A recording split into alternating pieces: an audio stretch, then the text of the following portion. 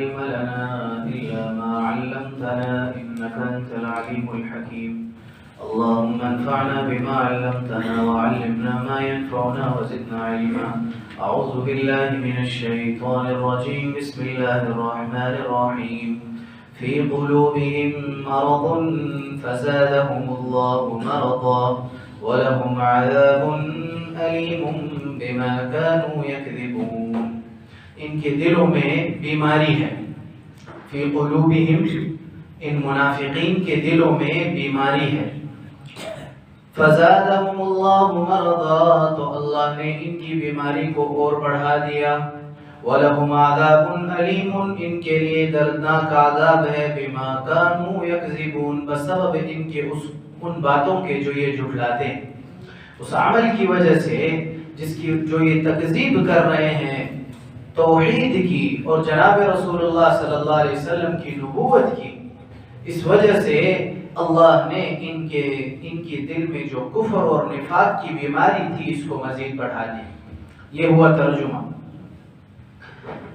آج کے سبق کے اندر 3 باتیں ہیں اس آیت میں پہلی بات تو آپ کو یہ بتلانی ہے کہ اس آیت میں یہ 3 آیتیں اس سے پیچھے 2 اور یہ تیسری ان آیتوں میں منافقین کے حالات شروع ہو گئے اس گروہ کے کہ قرآن کے نزول کے بعد جنہوں نے زبان سے اقرار کیا اور دل میں کفر رکھا اب اس تیسری آیت میں اللہ ان کی کچھ وضاحت اللہ جل شانہ ان کی خصلتوں کے بارے میں کچھ بتا رہے ہیں تو اب اس آیت میں اللہ جل شانہ فرما رہے ہیں کہ ان کے دلوں میں بیماری ہے پہلی بات یہ سمجھنی ہوگی کہ بیماری کیا ہے مرض ہے کیا چیز پھر ان کے دلوں میں کون سا مرض ہے تو پہلی چیز کہ ان کی دلوں میں بیماری ہے مرض ہے کیا مرض کہتے کس کو ہے ایک بات یہ بتاؤں گا دوسری بات حضرات مفسرین کے ہاں اس آیت میں مرض سے مراد بیماری سے مراد کیا چیز ہے کون سی بیماری یہ دوسری بات ہوگی اور تیسری بات اللہ فرما رہے ہیں فزادہم اللہ مرضا اللہ نے ان کے مرض کو بڑھا دیا بیماری کو بڑھا دیا اس کا کیا مطلب اللہ نے ان کی بیماری کو کیسے بڑھایا کیا معنی ہے یہ 3 باتیں ہوں آج کے سبق میں مکمل تو نہیں ہوں گی لیکن یہ ہے کہ ذہن میں رکھیں اس آیت میں 3 باتیں پہلی بات کہ مرض کیا چیز ہے بیماری ہے کیا دوسری بات کہ حضرات مفسرین کے ہاں مرض سے اس آیت میں مراد بیماری سے مراد کیا چیز ہے اور تیسری بات کہ اللہ نے ان کے مرض اور بیماری کو کیسے بڑھایا پہلی بات بیماری اور مرض کیا چیز ہے اس میں یاد رکھیں ذرا توجہ کے ساتھ انسان کا مزاج 4 چیزوں سے بنا ہے بلغم صفرا سودا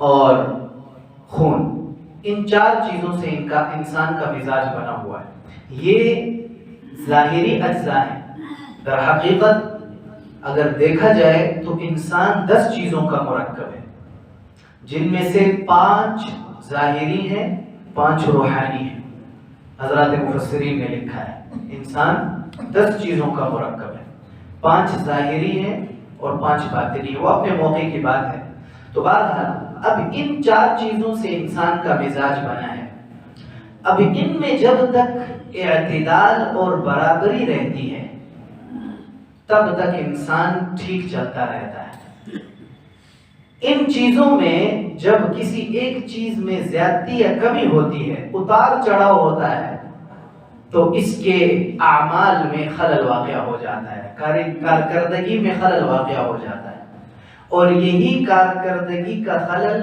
پھر انسان کو ہلاکت اور موت تک لے جاتا ہے اسی لیے 3 چیزوں میں غفلت نہیں برتنی چاہیے قرض فرض مرض قرض اگر ہے جتنی جلدی ہو سکے ادا کرے ورنہ ہلاکت تک لے جائے فرض جو اللہ نے فرض کی ہوئی ہیں چیزیں ان میں غفلت نہیں برتنی چاہیے فوراً ادا کریں مرض بیماری آ گئی ہے علاج کریں اس میں غفلت نہیں برتنی چاہیے یہ تینوں چیزیں انسان کو ہلاکت تک لے جاتی.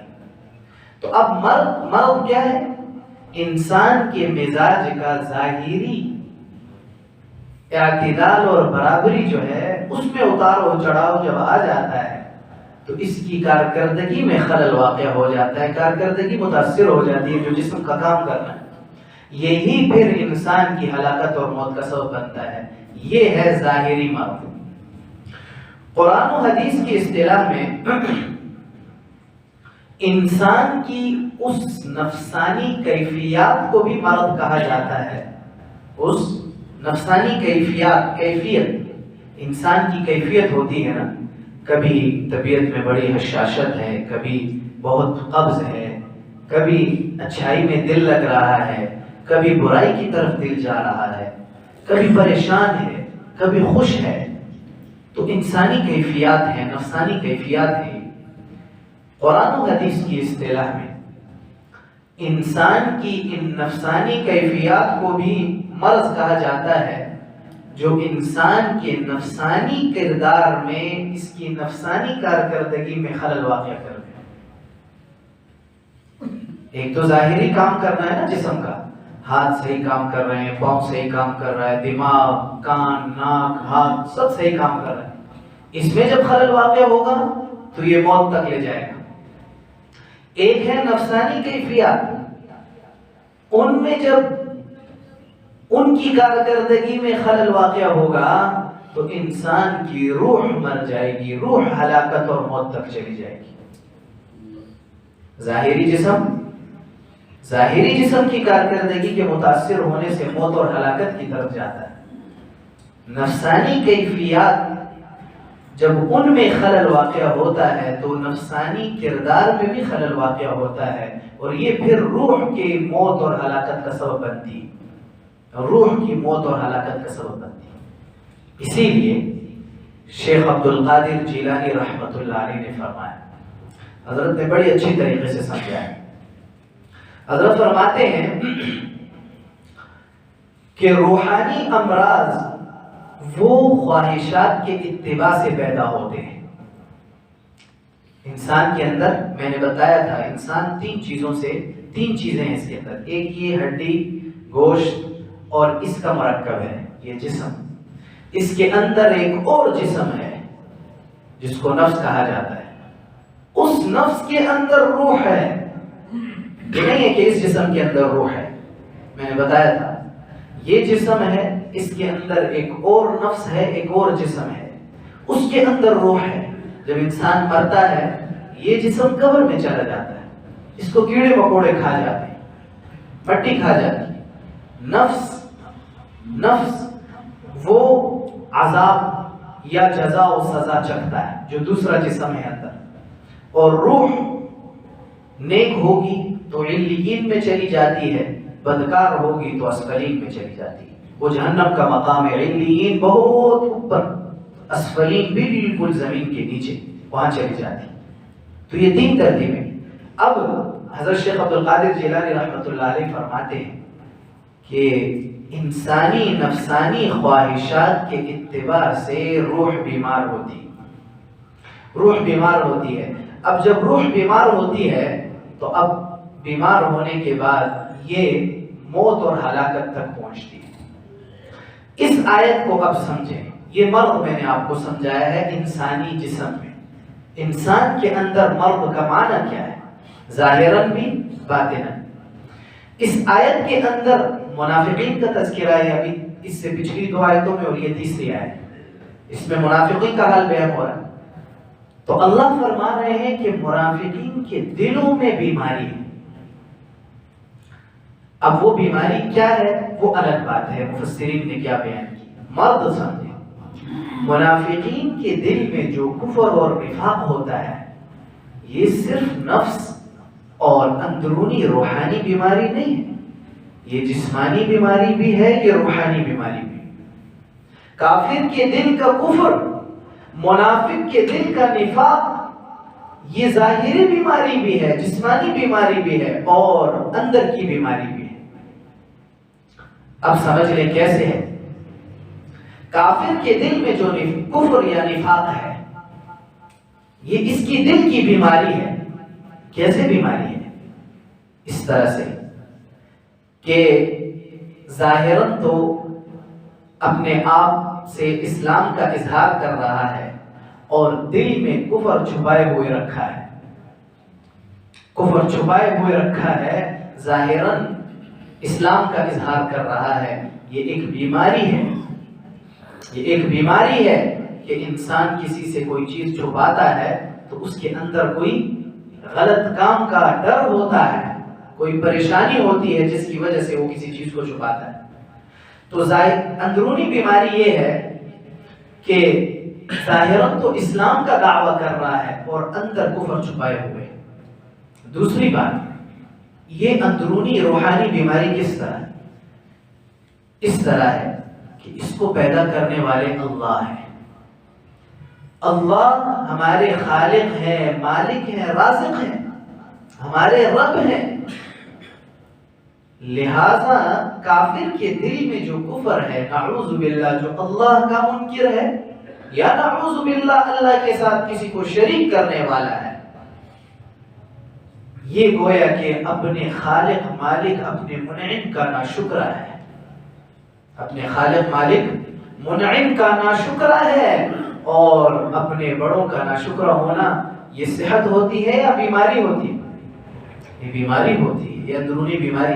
اسی لیے علماء نے فرمایا کہ اللہ نے سوال کو حرام کیا ہے۔ کیوں حرام کیا؟ اس لیے حرام کیا ہے کہ جب ایک انسان دوسرے سے سوال کرتا ہے تو گویا کہ یہ اپنے رب کی شکایت اس بندے سے کر رہا ہوتا ہے کہ میرا رب تو مجھے نہیں دے رہا، تو دے دے۔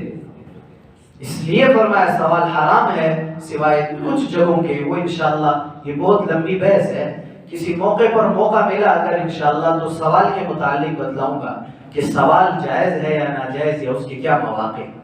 صحابہ کو اللہ کے رسول صلی اللہ علیہ وسلم نے اتنا سکھلایا تھا کہ سوال نہیں کرنا، کہ گھوڑے پر سوار ہوتے اور عصا ہاتھ سے گر جاتا تو کسی کو نہیں کہتے مجھے پکڑاؤ، خود اتر کے اٹھا دے، کہ اللہ کے رسول نے ہمیں سوال سے منع کیا ہے۔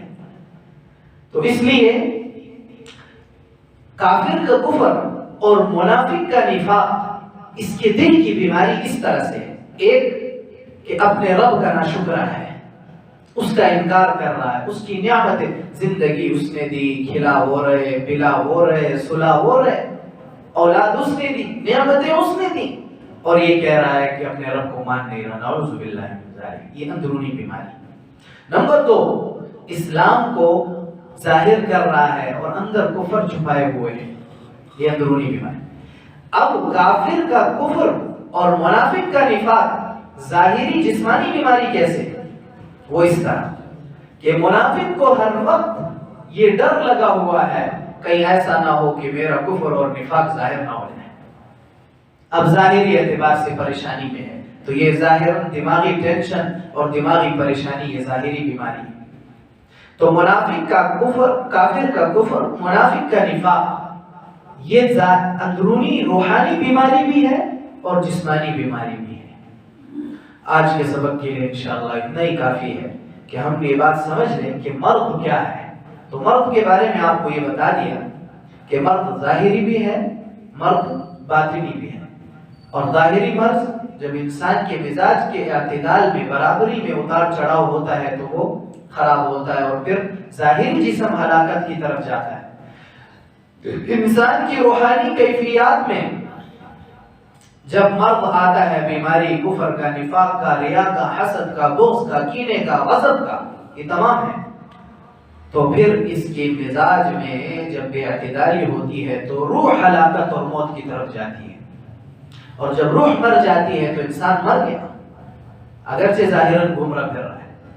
تو اب کافر کے دل کا کفر، منافق کے دل کا نفاق، یہ اندرونی روحانی بیماری بھی ہے اور ظاہری جسمانی بیماری بھی ہے۔ اس طرح اندرونی روحانی بیماری کس طرح ہے کہ اپنے منعم کا ناشکرہ ہے، اور دوسرا اس طرح کہ ظاہراً تو اسلام ظاہر کر رہا ہے، اندر کفر چھپائے ہوئے ہیں۔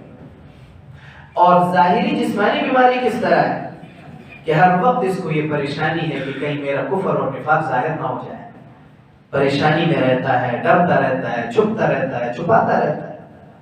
یہ ہے فی قلوبہم مرض، ان کے دلوں میں بیماری ہے. اب بیماری کیا ہے؟ حضرات مفسرین نے اس کے 3 اقوال بیان کیے ہیں.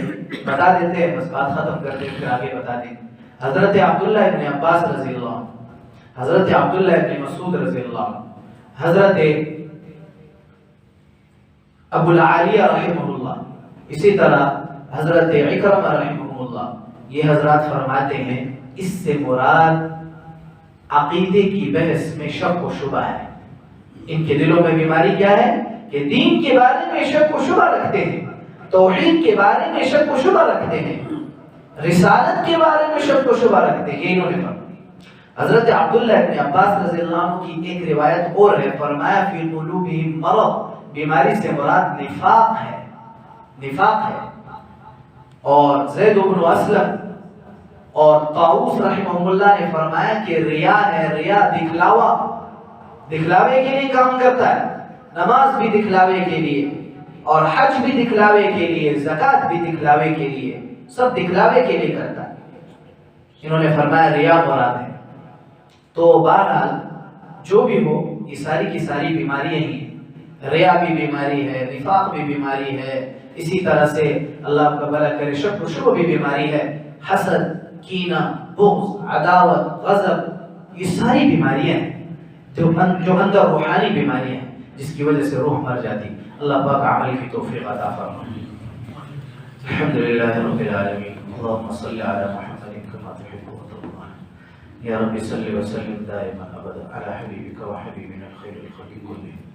اے اللہ ہمارے گناہوں کو معاف فرما. مولا کریم اس درس کو میری اولاد، میری قیامت تک آنے والی نسلیں، حاضرین ان کی اولادیں، ان کی قیامت تک آنے والی نسلیں، پورے علاقے کے لیے، پورے محلے کے لیے، پوری دنیا کے انسانوں کے لیے ہدایت کا ذریعہ. اللہ ہمیں بھی قبول فرما لے، ہمارے درس کو بھی قبول فرما لے. اے اللہ اس درس کی برکت سے ہمارے دین و دنیا کے تمام مسائل حل فرما لے، ہر قسم کی آفات و بلیات سے محفوظ فرما لے. مولا کریم اس مجلس کے ادب و آداب سکھلا دے. اللہ محرومی سے بچانا، قبولیت عطا کر دے، محروم نہ فرمانا. ہم اپنی غلطیوں سے پہلے ہی ان غلطیوں سے توبہ کرتے ہیں جو ہم سے ہونی. یا اللہ ہم بہت کمزور ہیں، اپنا فضل فرما دے. وصلی اللہ